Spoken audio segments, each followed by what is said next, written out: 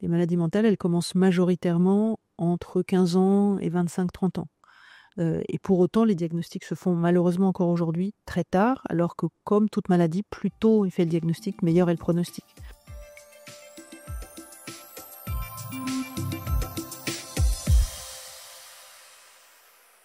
Bonjour et bienvenue, je suis votre hôte, Jean-Charles Samuelian, et je suis ravi que vous vous joigniez à nous dans ce voyage. Imaginez un monde où nous vivons non seulement plus longtemps, mais aussi en meilleure santé, avec moins de stress, moins de maladies, plus d'énergie, et on espère une joie de vivre débordante. C'est la vision qui anime ce podcast. Dans chaque épisode, nous parlerons avec des experts renommés dans des domaines divers liés à la santé, au bien-être, des chercheurs de classe mondiale, des leaders visionnaires pour recueillir leurs idées sur la façon dont nous pouvons mieux prévenir et prospérer ensemble. Aujourd'hui, j'ai l'honneur d'avoir comme première invitée le professeur Marion Leboyer, psychiatre et chercheuse de renom qui a énormément contribué au domaine de la santé mentale. Elle a gagné le Grand Prix de la recherche de l'INSERM. Elle est actuellement chef du département de psychiatrie à l'hôpital Henri-Mondor. Elle est directrice de la Fondation Fondamentale et a publié plus de 500 articles scientifiques. Ses recherches ont considérablement fait avancer notre compréhension des troubles mentaux et ouvert de nombreuses voies pour le traitement. Marion, merci beaucoup de vous joindre à nous aujourd'hui. Merci à vous, merci de votre invitation et merci de cette introduction. Avec plaisir. Pour commencer, j'aimerais avoir votre point de vue sur la façon dont vous définissez la santé mentale. Selon vous, quels sont les éléments clés du bien-être mental, de la santé mentale? Je sais que c'est un terme qui vous intéresse, que nous devrions rechercher. Alors permettez-moi de prendre ma casquette de docteur et l'objectif du médecin que je suis, c'est d'aboutir à une bonne santé mentale ou de préserver une bonne santé mentale quand on n'est pas malade. Et en fait, il y a une certaine confusion en général en ce moment dans les termes qu'on utilise entre ce qu'on appelle les maladies mentales et ce qu'on appelle la santé mentale. Et curieusement, on est passé dans la communication actuelle du terme de fou ou de folie à la notion de santé mentale en oubliant de parler des malades et des maladies mentales. Ce qui sont notre objet à nous, ça peut être un autre objet pour quelqu'un d'autre, mais moi je suis psychiatre avant tout, et donc mon objectif c'est de mieux diagnostiquer, mieux comprendre et mieux soigner des maladies dont on ne connaît pas aujourd'hui très bien le périmètre pour aboutir ou pour préserver, quand on fait de la prévention, ce qu'on appelle une bonne santé mentale. L'autre notion par rapport à la notion de santé mentale, c'est qu'aujourd'hui on est beaucoup plus dans une perspective holistique. Il me semble qu'on doit parler de santé globale. C'est important d'avoir une bonne santé mentale et une bonne santé physique ou somatique. Et on a encore une vision très clivée entre ce qui ressort du mental, qu'on imagine à tort être uniquement l'esprit ou le cerveau, et de ce qui est la santé somatique, physique, qui serait périphérique et qui serait coupée bizarrement au niveau du cou. C'est pas du tout comme ça que ça se passe. C'est passionnant. Et un des points que vous avez mentionné, c'est justement ce périmètre entre qu'est-ce qui rentre dans les maladies mentales ou pas, et qui est un périmètre flou. Comment vous le définissez et où commence votre travail et où s'arrête-t-il? Alors c'est une question extrêmement importante parce que la difficulté, il y en a beaucoup, mais une des difficultés qu'on a en psychiatrie, c'est qu'on n'a pas de marqueur, on n'a pas de thermomètre pour mesurer la fièvre, on n'a pas de tensiomètre pour mesurer la tension artérielle, et on est encore dans des notions de continuum. Et donc pour le moment, notre manière de mesurer, d'identifier, de diagnostiquer une maladie, c'est quand il y a un trouble du fonctionnement. C'est-à-dire quand quelqu'un va avoir des difficultés à fonctionner dans son environnement familial, professionnel, social, et qu'il souffre, et qu'il y a une vraie difficulté et une vraie souffrance. Et pour le mesurer, c'est l'objectif là du chercheur que je suis aussi, c'est d'identifier ce qu'on appelle des marqueurs ou des biomarqueurs qui vont nous aider, comme c'est le cas aujourd'hui dans le cancer ou même maintenant dans les maladies neurodégénératives, à identifier de façon très précise, comme dans toutes les autres maladies, à partir de quand on peut parler de maladie ou à partir de quand on ne peut pas en parler. Et dans le domaine des autres maladies, ça a pris beaucoup de temps à identifier ces marqueurs, qui peuvent être des marqueurs biologiques, des marqueurs cérébraux, des marqueurs physiologiques. On a une épilepsie, on n'en a pas. On a une hypertension artérielle, on n'en a pas. On a une maladie d'Alzheimer, on n'en a pas. On est presque au moment où on va arriver à trouver ces biomarqueurs. Et c'est vraiment un enjeu très important pour qu'il n'y ait plus de doute entre on a besoin de stratégies de prévention parce qu'on est porteur de marqueurs de risque et on a besoin de développer des stratégies qui vont empêcher qu'on tombe malade, où on est malade et voilà ce qu'il faut faire sur le plan diagnostic, thérapeutique et pour empêcher l'évolution de la maladie.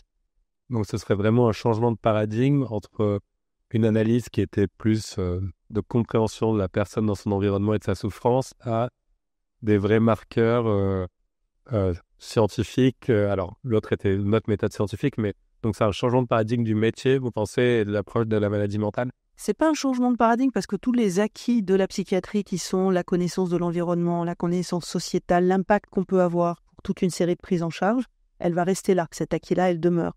Ce qui va être beaucoup plus précis, en tout cas c'est ce qu'on espère, c'est que le champ des maladies mentales rejoigne le champ des maladies comme les autres. Ce qui est un concept qu'on a du mal à accepter aujourd'hui. Et pourtant, c'est des maladies comme les autres. On n'est pas coupé en deux. On n'a pas la tête d'un côté et le reste du corps de l'autre. Donc on est un seul individu avec une seule santé et on a besoin d'outils qui permettent d'identifier avec précision quand est-ce que quelqu'un a besoin de stratégies thérapeutiques précises. Et vous disiez qu'on avait du mal à l'accepter. En parallèle, on a l'impression que dans ces dernières années, le discours public et la perception a changé. On parle, alors, comme on l'a dit, on a fait un saut presque quantique de la folie à la santé mentale, en oubliant peut-être le spectre des maladies. Mais en parlant, on le promeut plus, on en parle plus dans les entreprises. Pourquoi vous pensez qu'on a encore du mal à accepter que la santé mentale fait partie d'une santé plus holistique?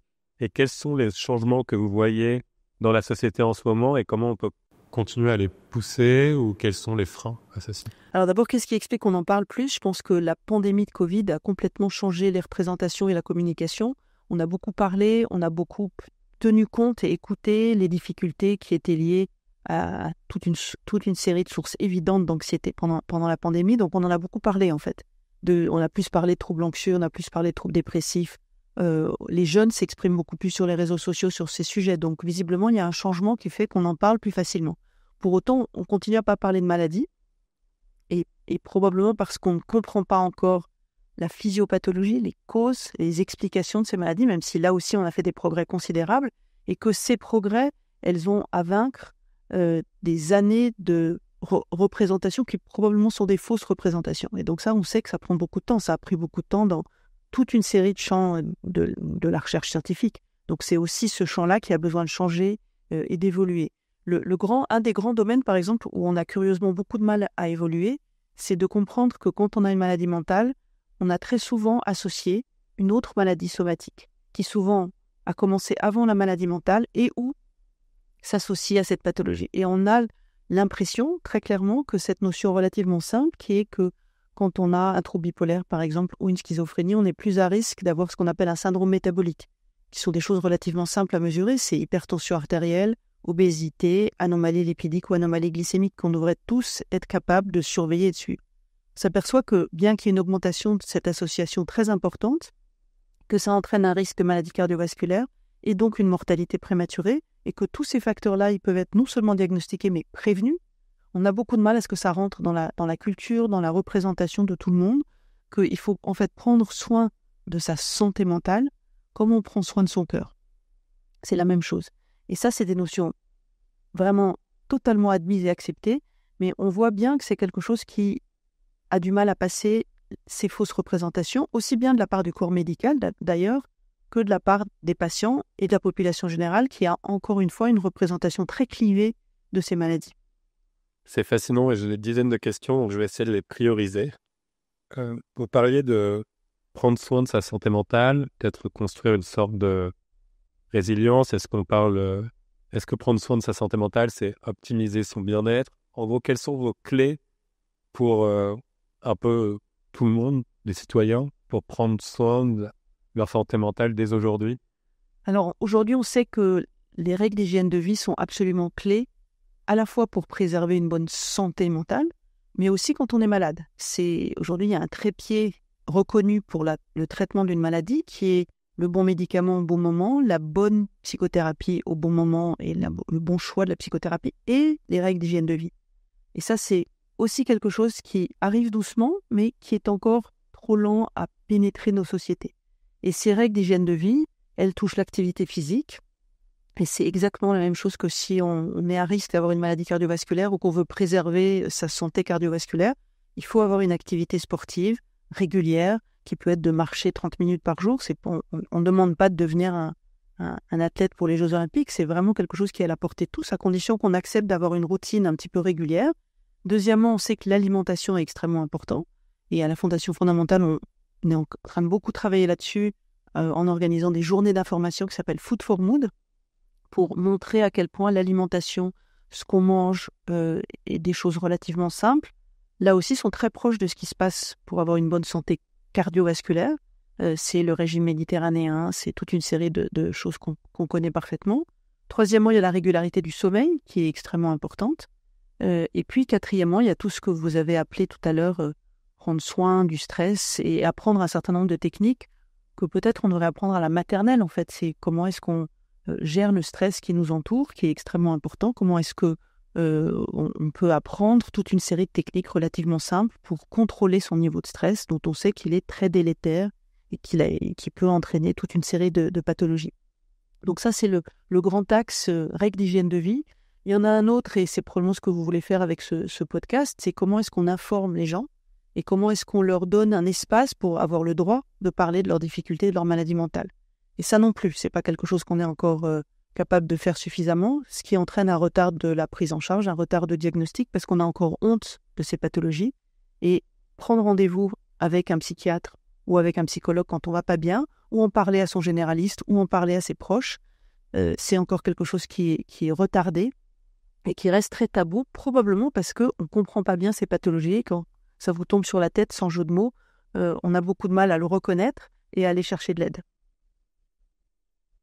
Il y a en effet énormément de choses à faire. Je vais rebondir d'abord sur un premier point qui était lié à l'hygiène de vie. En effet, ce que vous racontez autour du sommeil, de la nutrition, de l'exercice et de la gestion du stress, qui sont des clés fondamentales, sans mauvais jeu de mots, sur cette approche holistique, en effet, d'une santé mentale et somatique.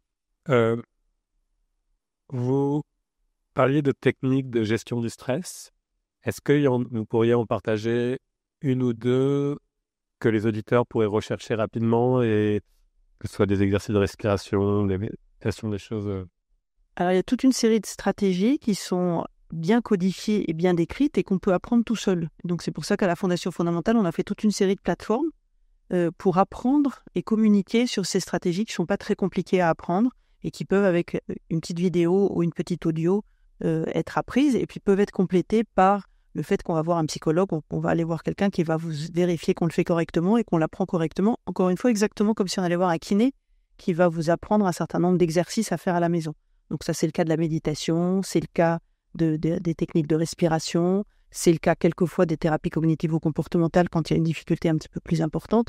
Donc ça s'auto-apprend.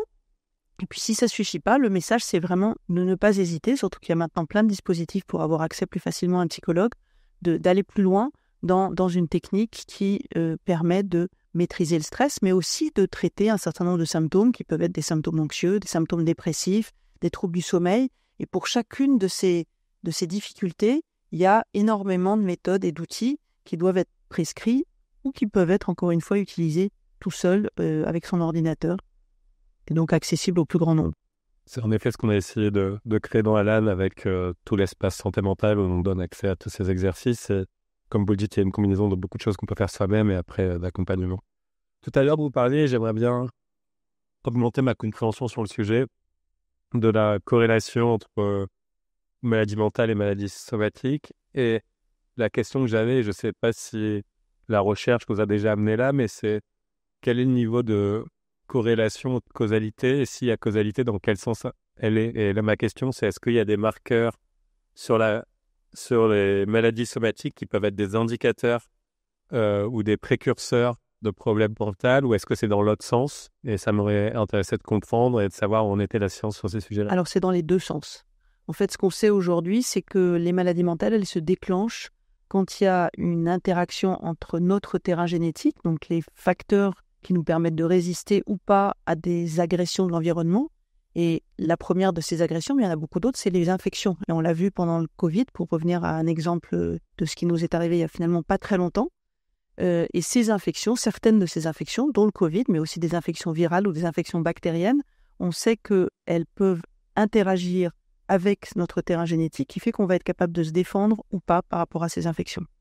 Donc, par exemple, les énormes bases de données des pays nordiques en Europe montrent très clairement que quand on a un antécédent de maladie infectieuse ou d'hospitalisation pour maladie infectieuse, on augmente le risque de développer, par exemple, des dépressions ou des schizophrénies.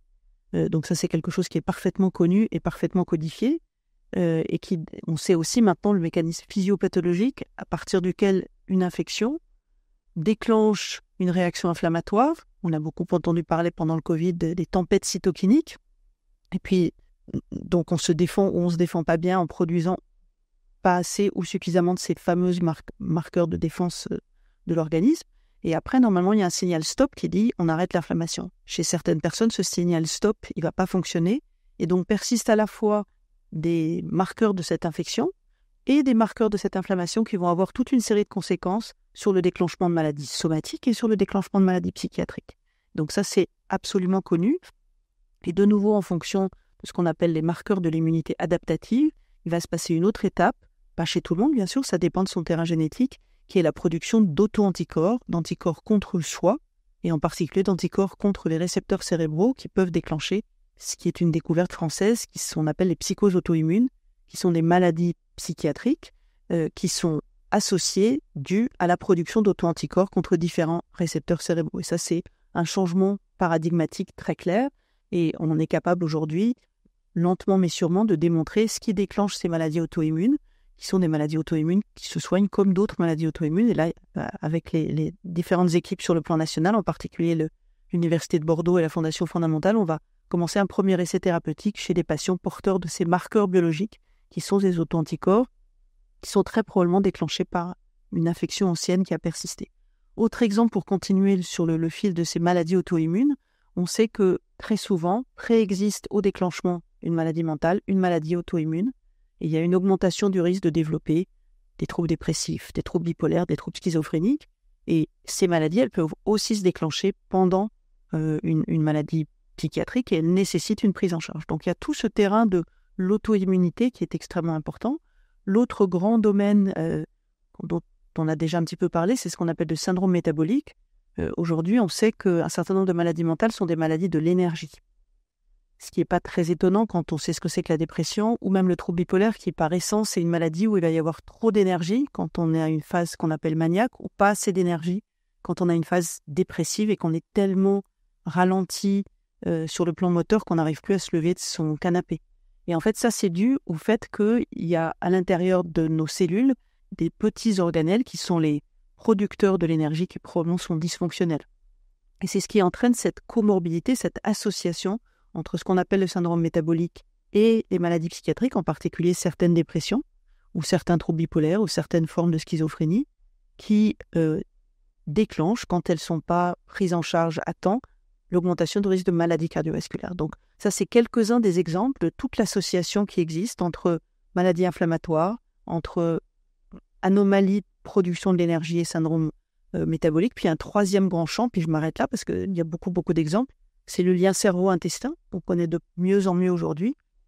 Et on sait aujourd'hui qu'il y a en association avec les maladies mentales, il y a des anomalies de ce qu'on appelle la flore intestinale, c'est ce qu'on appelle la dysbiose, où on sait que la flore intestinale est altérée, modifiée, à la fois dans sa variété et dans sa quantité de bactéries, associée souvent à des anomalies inflammatoires de l'intestin, et va entraîner souvent des dépressions, mais aussi d'autres pathologies. On connaît bien aujourd'hui le lien entre l'autisme et les anomalies de la flore intestinale.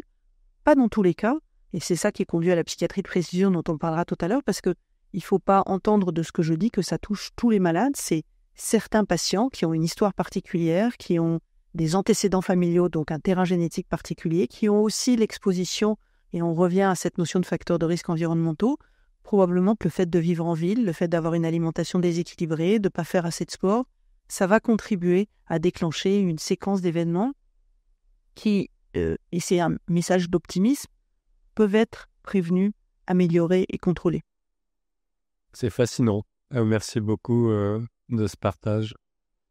Et j'aimerais qu'on creuse un peu maintenant des sujets que vous avez commencé à toucher, mais qui sont autour de la neurobiologie de la dépression et qu'est-ce qui se passe vraiment dans notre cerveau. C'est un de vos grands domaines d'expertise.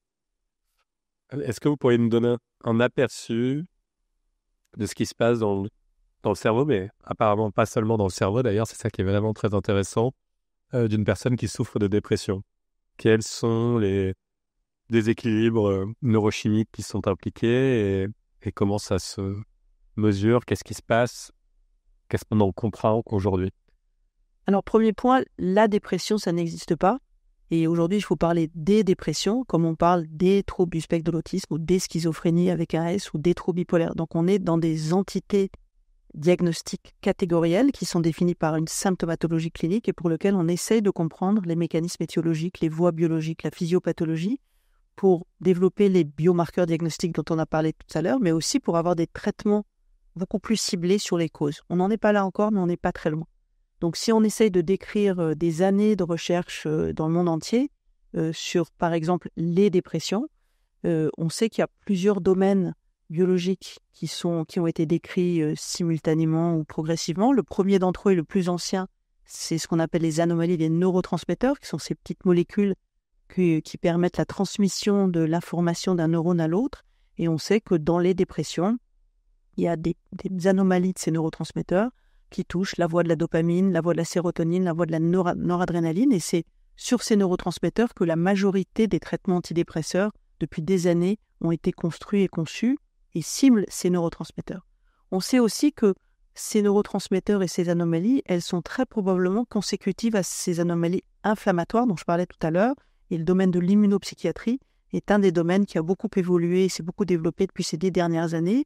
Et ce qu'on sait aujourd'hui sur cette immunopsychiatrie, sur cette origine inflammatoire de ces maladies, c'est que sont associées à quasiment toutes les maladies, dont les dépressions, mais pas chez tous les malades, c'est à peu près 40% des patients, présentent une inflammation de bas niveau, c'est-à-dire que ça n'a rien à voir avec quand on a la grippe ou quand on a le Covid, c'est une inflammation très bas niveau, mais qui va avoir des conséquences au niveau cérébral, parce que cette inflammation peut passer dans le cerveau, et au niveau du cerveau, par toute une série de voies biologiques, elle va aboutir à cette fameuse diminution des neurotransmetteurs. Donc c'est ça l'origine probablement de ces anomalies. Et cette inflammation, elle est due soit à persistance d'infection, soit à des anomalies au niveau intestinal. Donc de nouveau dans un lien très fort entre ce qui se passe au niveau du cerveau et ce qui se passe au niveau de la périphérie, avec toute une série de voies biologiques qui vont être activées et qui permettent d'espérer identifier des formes cliniques homogènes et développer des stratégies thérapeutiques beaucoup plus ciblées que ce qu'on fait aujourd'hui avec ces traitements antidépresseurs qui sont la première ligne de traitement, donc c'est la première chose qu'on fait quand un patient a un épisode dépressif, mais qui sont efficaces en gros dans 50% des cas. Donc c'est déjà formidable de traiter et de soigner 50% des patients, mais ce n'est pas suffisant et il faut qu'on fasse mieux, probablement en ajoutant, quand il y a cette inflammation de bas niveau, d'autres types de traitements sur lesquels il y a énormément de recherches en ce moment pour arriver à mieux caractériser les patients et pour développer des stratégies thérapeutiques. Et puis il y a d'autres voies qui sont aussi très connues depuis ces dernières années, qui sont les voies de la neuroplasticité et qui montrent qu'il y a une baisse d'un certain nombre de marqueurs qui sont impliqués dans le BDNF, par exemple, ou les voies de la neuroplasticité, qui sont la cible d'un certain nombre de traitements. On sait aussi de mieux en mieux les, entre guillemets, causes de ces anomalies, parce qu'on a des données en imagerie cérébrale qui montrent qu'il y a des anomalies de la connectivité entre différentes régions et qui ont conduit au développement et à la description de circuits qui dysfonctionnent. Par exemple, dans la gestion des émotions, où on sait qu'il y a des dysfonctionnements, par exemple dans le trouble bipolaire, qui peuvent être la cible de traitements très ciblés. Il y a aussi toute la découverte faite grâce au progrès de la génomique. Alors le poids de la génétique n'est pas extrêmement important dans la dépression par rapport aux autres maladies mentales. Pour donner un chiffre très global, on sait quand on a quelqu'un dans sa famille, dans les premiers degrés, donc les parents, les enfants, les frères ou les sœurs qui ont une dépression, on a un risque multiplié par 3. Donc c'est loin d'être négligeable, mais ce n'est pas du tout aussi important que d'autres maladies. Et cette observation épidémiologique a conduit à créer et à lancer beaucoup d'études mondiales sur le terrain génétique de la dépression, qui en gros a montré qu'il y a beaucoup de gènes qui ont chacun un rôle très faible, mais qui ensemble jouent un rôle et permettent là aussi d'identifier des voies particulières. Il y a tout ce qui est rôle des facteurs de risque environnementaux, parce qu'on sait que la génétique à elle seule ne peut absolument pas expliquer le déclenchement de dépression ou d'autres maladies mentales. Et on en a un petit peu parlé tout à l'heure. Le rôle des facteurs environnementaux, il est extrêmement important et on le connaît de mieux en mieux. Et un de ces facteurs, c'est le stress. Et quand on parle de stress et de maladies mentales, c'est des stress sévères avec des événements souvent pendant l'enfance qui vont prédisposer plus tard, quand on a été exposé à des situations de stress importants, au risque de développer une maladie mentale et en particulier une dépression, avec là aussi des sanctions ou des stratégies thérapeutiques spécifiques qu'il faut mettre en place. Il y a encore une fois beaucoup de choses à creuser et vous parliez et vous avez fait beaucoup de recherches sur le sujet, sur le rôle des émotions et de la régulation émotionnelle dans la dépression. Est-ce que vous pourriez creuser encore un peu plus, vous avez commencé à le toucher, mais sur ce lien entre la dysrégulation émotionnelle et comment ça contribue aux symptômes dépressifs et comment traiter ça? Alors la dysrégulation émotionnelle, c'est le cœur du diagnostic d'un certain nombre de ce qu'on appelle les troubles de l'humeur. C'est le cas par exemple du trouble bipolaire, c'est le cas des dépressions au sens large, avec toute une pléiade de symptômes qui sont présents chez certains patients, pas chez tous, parce qu'il y a une coloration émotionnelle différente d'un patient à l'autre. Donc le symptôme le plus connu et le plus souvent présent, c'est ce qu'on appelle l'anédonie, qui est l'incapacité à éprouver des émotions ou du plaisir pour des choses qu'on aimait bien auparavant. Et donc on n'a plus de plaisir à regarder un beau paysage, à écouter de la musique, à être avec des proches. Et ça, c'est probablement lié au circuit de la dopamine. Donc on connaît la physiopathologie de cette dysrégulation émotionnelle qui est aussi associée à des marqueurs de l'inflammation. Il semble qu'il y ait une dimension autour de l'anédonie qui soit très liée à des anomalies de dysfonctionnement de la connectivité entre certaines régions du cerveau et entre la production de cette inflammation de bas niveau. Donc l'intérêt de connaître ces circuits des émotions, c'est d'arriver à développer des paradigmes en imagerie cérébrale par exemple, ou en biologie, où on est en train d'affiner les diagnostics et l'identification de ces dysfonctionnements pour pouvoir développer des stratégies thérapeutiques qui vont depuis des traitements biologiques ciblés. Par exemple, il y a certaines équipes américaines qui utilisent ce qu'on appelle des agonistes dopaminergiques qui visent à restaurer la perception des émotions jusqu'à des paradigmes à partir de données d'imagerie cérébrale qui visent à traiter de façon très spécifique la restauration de ces émotions dysfonctionnelles. Génial, merci beaucoup Marion. Et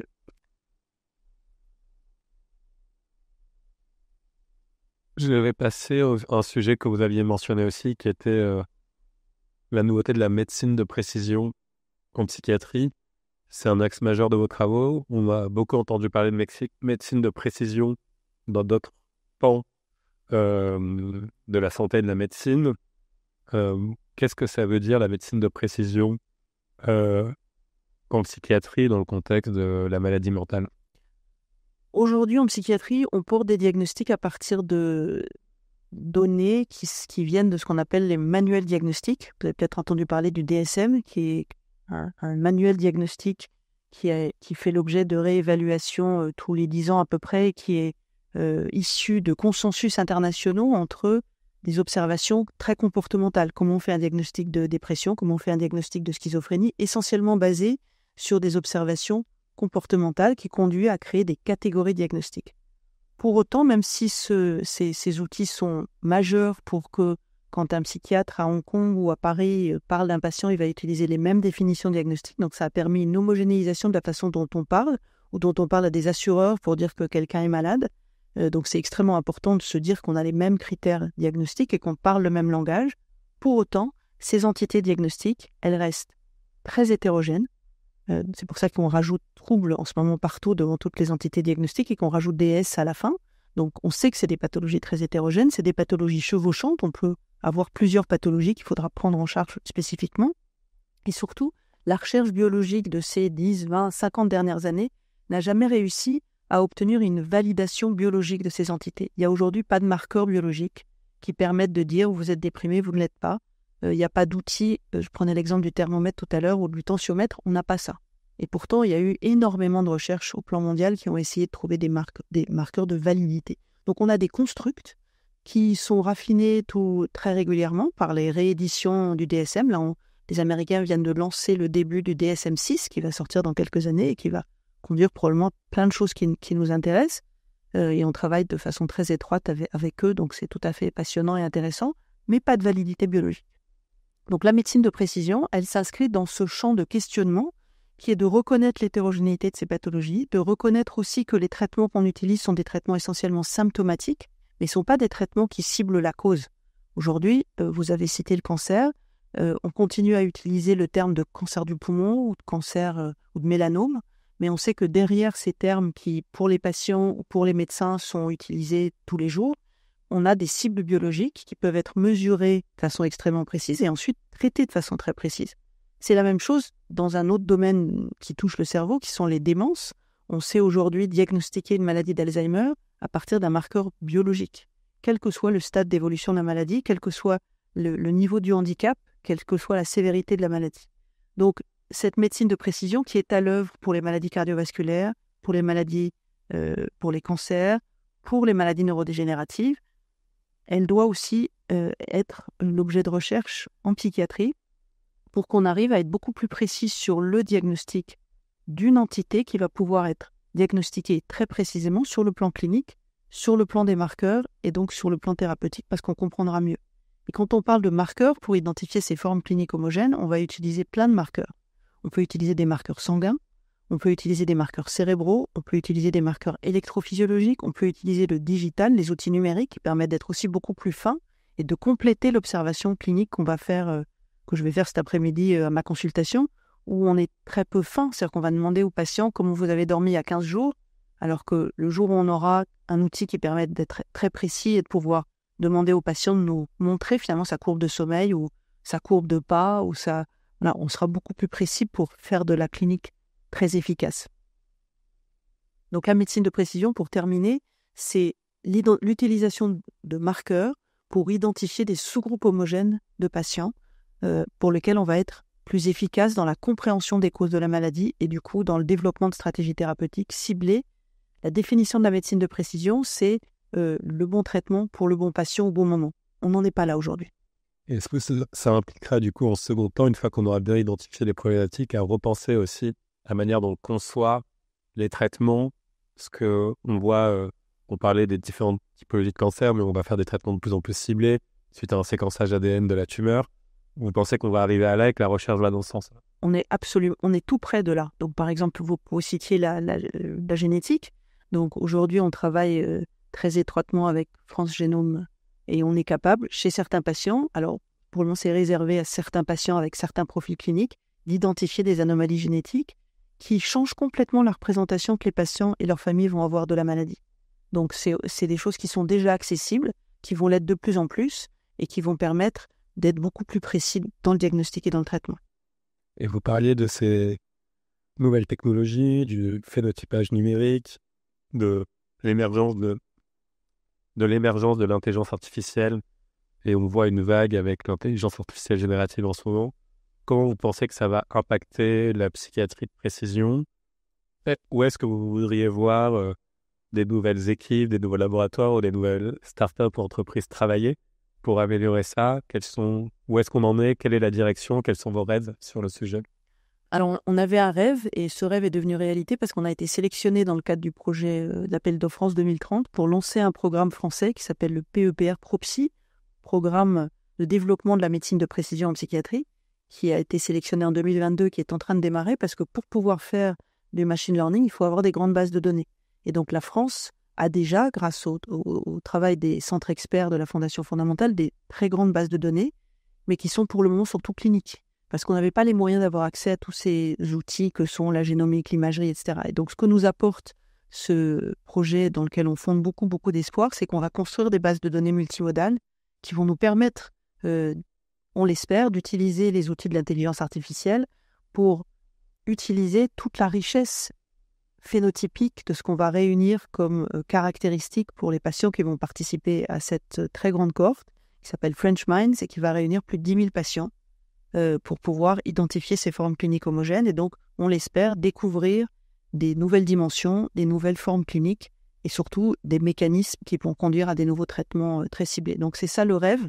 Le rêve, c'est bien sûr de continuer à utiliser les termes qu'on utilise tous les jours, la dépression, la schizophrénie, mais d'être beaucoup plus précis et donc d'être beaucoup plus efficace Parce qu'aujourd'hui, force est de constater qu'on a fait d'énormes progrès par rapport à ce qui se passait il y a 50 ans, mais compte tenu de l'importance de l'enjeu de santé publique que représentent les maladies mentales, il y a encore beaucoup de patients qui soit sont diagnostiqués trop tard, pas diagnostiqués, ou mal diagnostiqués parce que juste on n'a pas les outils pour le faire et qui sont insuffisamment soignés, qui développent des pathologies qui vont résister au traitement qu'on a aujourd'hui. Donc ça ne veut pas dire que ceux pour lesquels ça marche, il ne faut pas continuer à utiliser les outils et l'arsenal thérapeutique qu'on a, qui s'est beaucoup enrichi de toute une série de stratégies thérapeutiques, mais aujourd'hui, il y a encore des patients qui ne répondent pas au traitement, quelle que soit la variété des traitements qui vont des traitements médicamenteux, aux psychothérapies, aux stimulations cérébrales, toute une panoplie de traitements qui s'enrichit tous les jours. Et vous parliez justement de ces programmes qui vont arriver dans le temps de traitements plus personnalisés, basés sur un profil plus précis du patient, presque unique. C'est une sorte de saint graal de ce qu'on pourrait faire. Est-ce qu'il y a aussi des limites dans la... et des peurs, en fait, des freins, que ce soit éthique ou juste de peur par rapport à la précision, à trop en savoir sur ces sujets? Comment vous menez à la fois cette importance, cette nécessité de cette médecine de précision poussée à l'extrême, avec en parallèle la peur et les tabous qu'on peut avoir, en particulier par rapport à la santé mentale et aux maladies mentales. Et vous parliez on a 3 fois plus de risques de dépression dans une famille, c'est une personne du cercle très proche. Comment on gère ça et comment vous combinez précision et les peurs pour pouvoir pousser ces traitements à l'échelle? Alors c'est un point très important, ça touche à l'information et donc c'est la conversation qu'on a aujourd'hui. Donc on fait beaucoup de choses aussi bien au niveau international qu'au niveau national et à différents niveaux, parce que je ne parlerai pas de peur, mais je parlerai par contre de fausses représentations. Et donc les premiers à associer à cette réflexion, c'est les décideurs. Donc on fait depuis quelques années, grâce au PEPR et grâce aux actions de la Fondation fondamentale, des sommets internationaux sur la médecine de précision en psychiatrie, où on invite des académiques français et internationaux, les grandes agences de régulation, les industriels, pour à la fois faire le point des connaissances qui progressent, mais il faut bien synthétiser, pour informer, aussi bien venant de l'information académique ou des progrès de l'industrie, pour informer les décideurs sur les progrès de ce qui se passe. Donc c'est à la fois des réunions qui permettent de faire la synthèse des données et de définir aussi les challenges, c'est-à-dire quelles difficultés sont devant nous, et elles sont multiples. Par exemple, aujourd'hui, quand on fait un essai thérapeutique pour tester l'efficacité d'un médicament, il n'y a aucune obligation d'utiliser un marqueur biologique. Et donc, du coup, on a un nombre d'échecs d'essais thérapeutiques énorme, parce qu'on va mettre dans le même groupe de patients qui vont être testés des patients qui ont probablement des maladies extrêmement différentes, et ça entraîne des échecs et des pertes de chance pour les patients qui sont tout à fait considérables. Donc, on a pensé que c'était très important de travailler avec eux pour que, lentement mais sûrement, les décideurs français, européens, internationaux aient cette nouvelle représentation qu'ils ont acquis pour le cancer ou les maladies cardiovasculaires ou même maintenant les maladies d'Alzheimer, mais pas du tout aujourd'hui pour les maladies mentales. Donc le dernier sommet qui s'est tenu à Bruxelles a rassemblé plus de 400 personnes parce qu'on fait ce travail d'information. L'autre niveau extrêmement important, c'est d'informer les patients. Donc je vous parlais de ce PEPR ProPsy. Donc dans le cadre de la construction de ce projet de cohorte qui vient de nous prendre 1 an avec des jeunes collègues, on a associé les patients et on a fait un Patient Advisory Board qu'on réunit tous les 6 mois, auprès de qui on a présenté le protocole. On leur a demandé si les dimensions, les formes cliniques qu'on avait choisies étaient des dimensions qui, pour eux, étaient la source de handicap et représentaient une vraie difficulté dans la vie de tous les jours. On leur a demandé comment est-ce qu'ils partageaient cette notion de médecine de précision en psychiatrie. Donc c'est extrêmement important d'avoir leur avis, de les informer bien sûr, et d'avoir leur avis. Et on va continuer à faire des réunions d'information. On a tout un programme de communication pour tous les niveaux, parce qu'il faut informer les patients, mais il faut aussi informer les médecins, les jeunes médecins de toutes ces modifications qui sont encore qu'il faut appréhender avec une certaine prudence, parce qu'on n'en est qu'au niveau de la recherche. Donc la recherche, ça nécessite de faire de la science, d'écrire ses résultats dans des papiers, mais aussi de communiquer dans les radios, dans les télés, dans les podcasts, dans les journaux, de faire des réunions d'information et d'utiliser toute la force des podcasts ou d'autres outils pour pouvoir modifier lentement mais sûrement les représentations et la prudence, parce qu'il faut aussi avoir beaucoup de prudence. Donc les challenges ou les refus, puisque vous utilisiez ce mot tout à l'heure, elles viennent par exemple de l'idée que, oh là là, ça va coûter très cher. C'est-à-dire que si l'avenir dans 5 ans ou dans 10 ans, c'est de dire que tous les patients doivent avoir une étude de leur génome, qu'ils doivent avoir une imagerie cérébrale, qu'ils doivent avoir un électroencéphalogramme, je ne sais pas si c'est comme ça que ça sera. À l'heure actuelle, nous, on veut acquérir le maximum d'informations. Pour autant, ça inquiète beaucoup de gens qui disent « mais ça va coûter extrêmement cher, cette évaluation très approfondie ». Mais on n'est pas du tout sûr qu'on aura besoin de tout ça. Par exemple, dans le cas de la maladie d'Alzheimer, aujourd'hui, c'est un marqueur. Mais on n'en est pas là. Donc, il y a un décalage entre ce que la recherche exige comme moyen aujourd'hui, et on n'a pas, permet de le dire, on n'a pas assez de moyens aujourd'hui, malgré ces financements qui viennent de nous être donnés. On reste très à la traîne. La discipline psychiatrique, malgré le coût, on va sûrement en reparler tout à l'heure, reste très à la traîne des financements. Et pour autant, nous, on continue à vouloir faire des études médico-économiques qui démontrent que même si en apparence, on va faire plus de biologie, donc ça coûtera plus cher, en fait, on pense que si on est plus précis, plus efficace, plus rapide, ça devrait coûter moins cher à terme. Il y aura en effet une stratégie d'entonnoir où on regardera beaucoup de facteurs au départ, puis on va comprendre ceux qui auront le plus d'impact et être de plus en plus précis, avoir des meilleures corrélations dans le temps. Peut-être pas, peut-être qu'avec des tableaux cliniques ou des symptômes d'appel, on va, comme on le fait devant une angine aujourd'hui, être capable de faire un diagnostic très rapide avec un seul marqueur. Mais aujourd'hui, on n'est pas capable de le dire. En tout cas, c'est l'espoir. C'est-à-dire que aujourd'hui, j'ai fait ça il n'y a pas très longtemps. J'ai demandé à ChatGPT de me faire une diapo du bureau du psychiatre dans 10 ans. Et il m'a fait un dessin d'un médecin avec une blouse blanche et autour de lui, des tubes, des imageries, de l'imagerie cérébrale, enfin plein d'outils technologiques. Et je lui ai demandé ce que c'était que le bureau d'un psychiatre aujourd'hui. Et en gros, c'était une table et une chaise. Donc, on peut avoir cette vision-là qu'on va avoir besoin de plein d'outils versus faire un diagnostic, par exemple, de l'ulcère de l'estomac, c'est un diagnostic biologique aujourd'hui, c'est pas une pléiade de marqueurs biologiques. Donc il peut y avoir des craintes, aussi des craintes que dans certains milieux défavorisés ou dans certains pays défavorisés, ça soit pas accessible, cette médecine de précision, qui peut être perçue comme une médecine de riches, mais on peut aussi se dire que ça va aboutir à des choses qui seront plus simples, plus accessibles et moins coûteuses. Oui, c'est l'histoire généralement des technologies. On commence par quelque chose de très cher où on n'a pas encore, et après, que ce soit la loi de Moore ou d'autres lois qui sont derrière, vont faire tomber les coûts progressivement et rendre ça plus accessible à tous.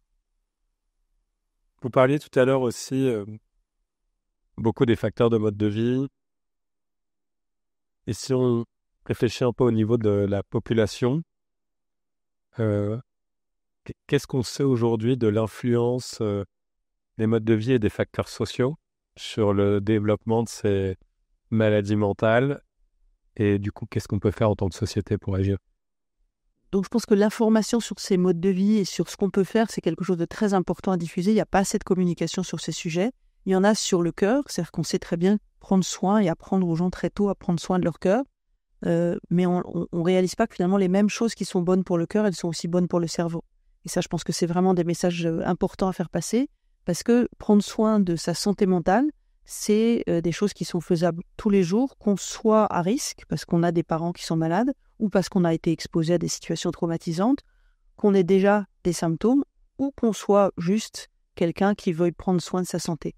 Et ça s'apprend, et ça s'apprend avec une bonne alimentation, donc une alimentation qui est saine, qui est proche du régime méditerranéen. C'est là qu'il y a le plus d'éléments de preuve, donc légumes, fruits, les fruits à coque, tout ce qui est poisson gras, etc. Donc, c'est des choses qu'on apprend tous les jours ou qu'on lit tous les jours. C'est la même chose pour la santé mentale. Deuxièmement, l'activité physique. Pas les Jeux Olympiques forcément, encore que, mais une activité sportive régulière, c'est extrêmement important. On vit dans des sociétés qui sont de plus en plus urbaines, où on bouge de moins en moins, et ça, on sait que c'est des facteurs de risque. Et il faut faire attention à faire un petit peu d'exercice physique à sa portée, à sa main, mais de façon régulière. Tout ce qui est les règles du sommeil, qui doivent être là aussi adaptées à chaque personne, mais le plus régulier possible. Et le troisième élément fondamental, sans jeu de mots, c'est quand on a un symptôme ou quand on a l'impression d'avoir une difficulté de fonctionnement, en parler à ses proches, à son médecin généraliste, à un psychiatre, et pas hésiter à prendre des rendez-vous, parce que trop souvent, les gens attendent très longtemps avant de consulter. Je voudrais rebondir là-dessus. Vous avez beaucoup souligné en effet le long délai entre le départ de la maladie et l'accès aux soins ou le diagnostic de celle-ci. Qu'est-ce qui peut être fait? Donc vous mentionnez là, essayer d'en parler à ses proches ou à votre généraliste, etc. Est-ce qu'il y a d'autres choses qui peuvent être faites au niveau du système ou des individus ou des proches aussi? Quels peuvent être les outils pour les proches qui perçoivent quelque chose pour aider à combler ces lacunes et réduire ce gap entre le déclenchement de la maladie ou le déclenchement potentiel et supposé et l'action? Alors d'abord, il faut savoir que c'est des maladies qui commencent chez les adultes jeunes. Donc c'est surtout eux qui doivent être l'objet de notre attention et de notre information. Les maladies mentales, elles commencent majoritairement entre 15 ans et 25-30 ans. Et pour autant, les diagnostics se font malheureusement encore aujourd'hui très tard, alors que comme toute maladie, plus tôt il fait le diagnostic, meilleur est le pronostic. Le problème, c'est qu'il y a autour de ces maladies des fausses représentations, donc des peurs, donc la crainte d'aller consulter ou d'aller demander un avis parce que les traitements font peur, alors qu'il n'y a aucune raison d'avoir peur, et parce qu'on n'a pas une bonne compréhension ou vision des progrès de la recherche et de la compréhension de la physiopathologie de ces maladies, ni de l'ensemble des stratégies thérapeutiques qu'on peut mettre en place, qui peuvent être, vous le savez très bien chez Alan, qui peuvent être d'abord psychothérapiques, hygiène de vie, puis éventuellement, si ça ne suffit pas, médicaments, puis d'autres choses si les médicaments qu'on utilise tous les jours ne fonctionnent pas. Donc il y a toute une série de choses qu'on peut mettre en œuvre qui sont mal connues du grand public et qui restent aujourd'hui, pas pour tout le monde heureusement, mais qui restent encore l'objet de craintes, ce qui fait qu'on a peur de franchir, d'en parler et de franchir le pas de prendre un rendez-vous avec un médecin. Et donc, un des grands éléments, c'est de faire tomber ces frictions pour prendre ses premiers rendez-vous, avoir ses premiers accès, avoir accès du savoir, démystifier. Et il y a beaucoup de choses à faire, en effet, là-dessus. On discutait tout à l'heure aussi très rapidement, vous avez commencé à toucher le sujet, Marion, mais de l'impact économique des troubles de la santé mentale. Et c'est souvent pas très bien perçu, mais à quel point c'est un tribut économique qu'elle prélève sur la société et sur les individus qui sont touchés, sur les familles, bien sûr. Est-ce que vous pourriez nous donner une idée pour nos auditeurs de l'ampleur des coûts et de ce que ça représente? Alors l'ampleur des coûts, il est énorme et c'est pour ça que toutes les stratégies d'amélioration de la prévention, du diagnostic et de la recherche sont extrêmement importantes, non seulement à l'échelle individuelle, bien sûr, ou familiale, mais aussi à l'échelle de nos sociétés. L'OMS a démontré et a dit que les maladies mentales étaient la première cause mondiale de handicap acquis, donc c'est un enjeu considérable de santé publique. S'associe à cet enjeu important un enjeu économique, puisqu'on sait par exemple en Europe qu'on dépense en coûts directs et en coûts indirects 800 milliards d'euros. Et ce coût, il augmente. Par exemple, la Fondation fondamentale fait très régulièrement, avec l'aide d'économistes de la santé comme Isabelle Durand-Zaleski, des études très régulières pour essayer de mesurer le coût direct et le coût indirect. Le coût direct, c'est le coût des dépenses de santé, médicaments, hospitalisation. Le coût indirect, c'est le chômage, le fait que les proches ne peuvent pas travailler, la perte de qualité de vie. Et bien sûr, c'est le coût indirect qui coûte extrêmement cher. Et la résultante de tout ça, c'est qu'aujourd'hui, en France, on dépense 160 milliards d'euros par an dus ou liés aux maladies mentales, avec une toute petite part qui est due aux médicaments, par exemple, parce qu'on a des médicaments qui sont pour la plupart génériqués, qui a très peu d'innovation et très peu d'accès à l'innovation. Donc c'est surtout le coût indirect qui grève vraiment le budget. Ceci dit, c'est quand même 23 milliards d'euros de dépenses de santé directe, surtout dues aux hospitalisations. 80% du coût direct est dû aux hospitalisations et aux réhospitalisations.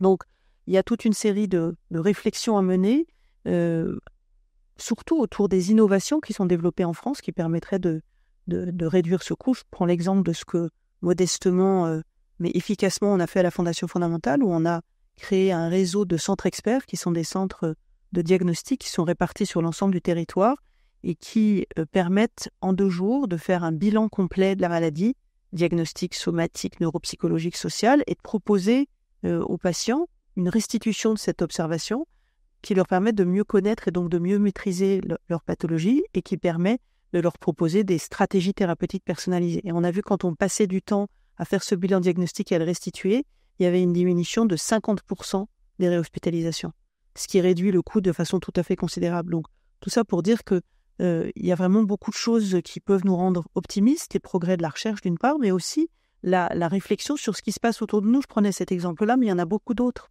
d'innovations qui sont faits par les psychiatres français qui sont très innovants et qui développent beaucoup de choses pour essayer d'améliorer le système, qui ne sont pas toujours généralisés. C'est un petit peu ça le problème, c'est qu'on ne se saisit pas de cette chance, ou pas suffisamment à mon sens, de ces chances que représentent toutes ces innovations pour améliorer le parcours de soins, pour utiliser un certain nombre d'outils thérapeutiques qui ne sont pas suffisamment accessibles à tous, pour améliorer nos compétences diagnostiques, pour transférer ces informations aux patients. Bref, pour regarder ce qui existe, l'évaluer et le déployer si c'est efficace. Alors, c'est ce que fait le ministère avec les articles 51, par exemple, où on teste l'efficacité d'un certain nombre d'innovations dans toute une série de domaines, et si c'est efficace, le ministère de la Santé le déploiera derrière.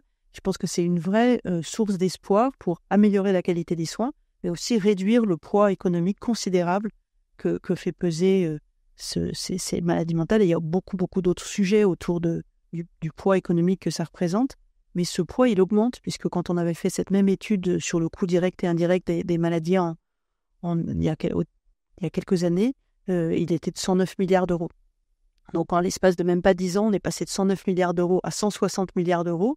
C'est pas parce que les maladies sont plus fréquentes, elles le sont probablement, mais c'est surtout parce que, à cause de la détérioration des soins, à cause de ce poids des hospitalisations, à cause de toute une série de facteurs peut-être sociaux, on ne les connaît pas bien, le coût continue à augmenter. Donc, c'est vraiment urgent d'investir dans l'innovation, d'investir dans la recherche et d'utiliser les résultats de cette recherche pour améliorer la qualité des soins.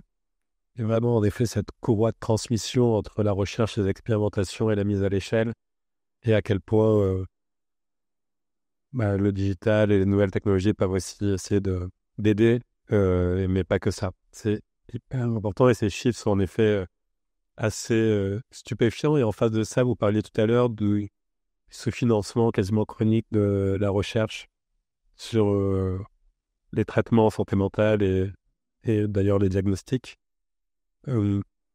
Qu'est-ce qu'on doit changer, vous pensez, en tant que société pour, et je sais que c'est un combat que vous portez beaucoup avec Fondamental, mais pour qu'on alloue plus de capital à cette recherche, dans un monde idéal, qu'est-ce qu'on pourrait faire de plus et comment le financer?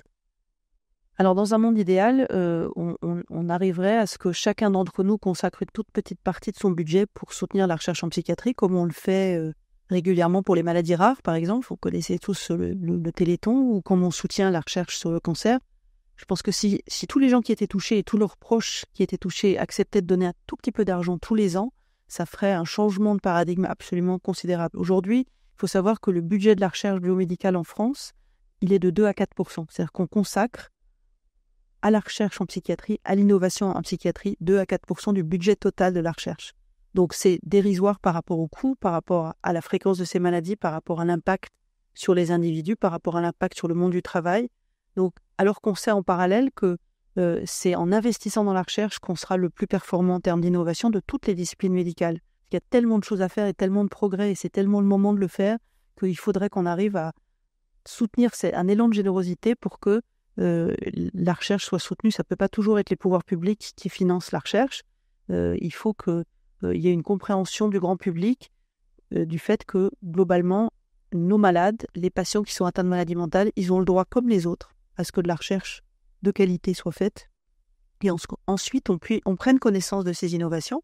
Et si elles ont permis des avancées, s'il y a suffisamment de preuves, si toutes les stratégies de réplication, de reproduction des résultats ont été obtenues, qu'elles puissent être utilisées dans la pratique de tous les jours. Ça me donne beaucoup d'idées sur ce qu'on va pouvoir faire, et on réfléchit à ces sujets de financement de la recherche dans Alan, donc je réfléchirai à ça avec vous très bientôt. Avec plaisir. On a parlé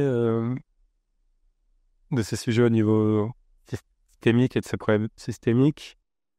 Il y a aussi beaucoup, j'ai l'impression, qui dépend de l'autonomisation des individus avec des connaissances, des outils, prendre en charge leur propre bien-être mental. Et vous avez commencé à en mentionner plusieurs. Est-ce que vous pensez, comment donner le plus d'outils et d'accès aux individus pour qu'ils soient plus autonomes? Est-ce qu'il y a de la littérature qu'il faut lire? Est-ce qu'il y a de la synthèse de cette littérature qu'il faut lire? Est-ce qu'il faut juste se concentrer sur les outils et les solutions? Comment on pense aux compétences d'autodéfense? Je ne sais pas si c'est le bon terme, mais... Alors, il y a probablement plusieurs questions et plusieurs niveaux de réponse, et elles sont déployées de façon différente d'un pays à l'autre. Je prends l'exemple de l'Allemagne, où ils font très tôt dans les écoles primaires de l'information sur, par exemple, le cannabis et les produits toxiques. sans avoir peur d'informer très tôt. Donc je pense que faire de l'information et doter les futurs adultes que sont les enfants d'informations sur les maladies mentales, sur les addictions, sur toute une série de connaissances scientifiques, ça serait extrêmement important pour que les futurs adultes qu'ils vont devenir soient outillés d'outils pour comprendre ce que c'est que ces maladies, pour savoir comment gérer sa maladie, sa santé mentale, comme on en parlait tout à l'heure, pour connaître les règles d'hygiène de vie, bref, pour faire des citoyens informés sur leur capacité de maîtriser finalement un certain nombre de choses. Alors, ils ne peuvent pas tout maîtriser, mais on sait que cette connaissance, aujourd'hui, elle n'est pas déployée. Et ça pourrait être quelque chose d'extrêmement intéressant à diffuser. Il y a plein de programmes, j'ai entendu à la radio, d'information scientifique des petits. Peut-être que c'est quelque chose à inventer et de se dire qu'ils sont tout à fait réceptifs à ce genre de choses et qu'on ne le fait pas pour les adultes, mais on ne le fait pas non plus pour les enfants ou les ados. Donc ça, il me semble que c'est une piste de réflexion pour rendre les individus autonomes. Et il y a encore beaucoup à faire. Il faut trouver en effet les bons messages et le bon moment, mais vu d'où on part, je pense qu'on ne peut que faire mieux. Nous arrivons vers la fin de notre conversation, mais et je suis très curieux de discuter un peu du futur proche et un peu plus lointain. Vous êtes très ancré et plongé dans la recherche, vous y contribuez très fortement. Quels sont les sujets les plus excitants, en tout cas vous, ou les plus prometteurs en ce moment, que vous regardez, dont vous pensez qu'on va avoir de très belles surprises? Alors, je ne sais pas si c'est surprise pour vous, mais en tout cas, au sens large, des très beaux résultats dans les mois et années qui viennent. Alors d'abord, je voudrais dire qu'il y a un vrai optimisme à avoir parce qu'il y a effectivement énormément de progrès si on en a les moyens, si on nous donne les moyens, qui sont très proches d'aboutir à des améliorations sur le plan diagnostique et sur le plan thérapeutique, en utilisant les mêmes outils finalement que ceux qui sont utilisés pour toutes les maladies, qui sont les progrès de la génomique, les progrès de l'imagerie cérébrale, les progrès de la métabolomique, les progrès de l'analyse de notre flore intestinale, les progrès de l'immunologie, et en découle une meilleure compréhension, la compréhension des circuits cérébraux, la compréhension des mécanismes qui génèrent cette inflammation chronique, la compréhension des liens entre tous ces facteurs de risque environnementaux qu'on a expliqués et le déclenchement de ces maladies mentales, la capacité de déployer toute une série, un arsenal thérapeutique extrêmement varié qui vont des anti-inflammatoires à la stimulation cérébrale, aux produits qui ciblent le microbiote intestinal. Vous voyez la panoplie qu'on peut avoir. Il y a énormément de choses qui sont en préparation. Donc, l'optimisme est grand.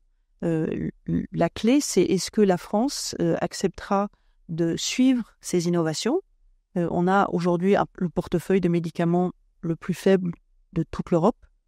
Donc ça, c'est vraiment triste. Donc il y a une vraie question et un vrai challenge, pas seulement au niveau de la science, mais ce qui se passe après les découvertes, qui est comment est-ce qu'on applique ces découvertes dans le milieu clinique, hospitalier, où qu'il soit, mais comment est-ce qu'on traduit ces progrès? Et puis, il y a bien sûr tout le domaine du numérique et le domaine du digital, qui, à mon avis, va améliorer beaucoup la précision du diagnostic, la précision du suivi des patients, la capacité de prédire très tôt ou d'identifier très tôt des rechutes pour intervenir très tôt, et puis la capacité de donner accès à tout le monde, à toute une série de ressources thérapeutiques auxquelles aujourd'hui, ils n'ont pas suffisamment accès parce qu'on ne trouve pas facilement le psychologue qui est formé à telle stratégie thérapeutique. Ça reste compliqué, ça reste extrêmement coûteux. Et l'outil digital numérique et toutes les plateformes que vous développez, que nous, à la Fondation Fondamentale, on essaye de développer pour toute une série de situations, mais aussi de situations de guerre, par exemple, où on a mis en place toute une série d'outils pour essayer de prévenir, on n'a pas parlé de ça du tout, les stress post-traumatiques, par exemple. Il n'y a pas que la dépression, il y a toute une série de pathologies dans lesquelles on peut prévenir et intervenir.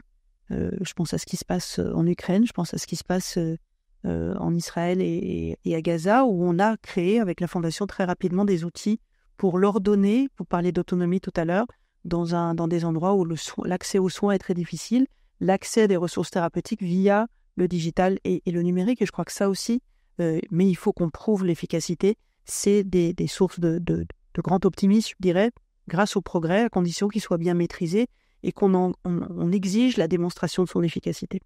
Et une fois que cette efficacité est là, qu'il soit déployé, comme vous le disiez, et qu'il n'y ait pas des freins ou qu'on ne soit pas en retard. Oui, un des grands freins, c'est la compréhension que l'effet sur une économie n'est pas immédiate. Donc, il faut d'abord investir avant que quelques années après, on en voit le fruit. Et ça, c'est à l'échelle des politiques de nos pays, c'est quelque chose qui est très difficile à faire comprendre. Donc, il faut d'abord dépenser un peu d'argent pour soigner les gens, réduire les coûts énormes liés aux hospitalisations qui devraient être réduites grâce à ça, et en voir l'impact, mais quelques années après. Et qui ne s'aligne pas avec les mandats politiques et toutes ces complexités-là, qui est finalement le principe du venture capital, mais qu'il faudrait appliquer à l'économie de la santé. Vous avez posé cette question à ChatGPT, mais j'aimerais bien avoir votre réponse à vous, Marion, sur à quoi vous pensez que ressemblera la psychiatrie et la gestion des maladies mentales dans 10 ans. Est-ce qu'on aura des thérapies en intelligence artificielle ou des psychothérapies en intelligence artificielle? Ce sera la médecine de précision. Enfin, je suis ravi d'avoir votre vision, en sachant que c'est un exercice qui est impossible, mais en tout cas... On a le droit de rêver. Et donc, si on rêve, moi, je rêve depuis longtemps qu'on aura des cliniques où on pourra faire des bilans diagnostiques complets.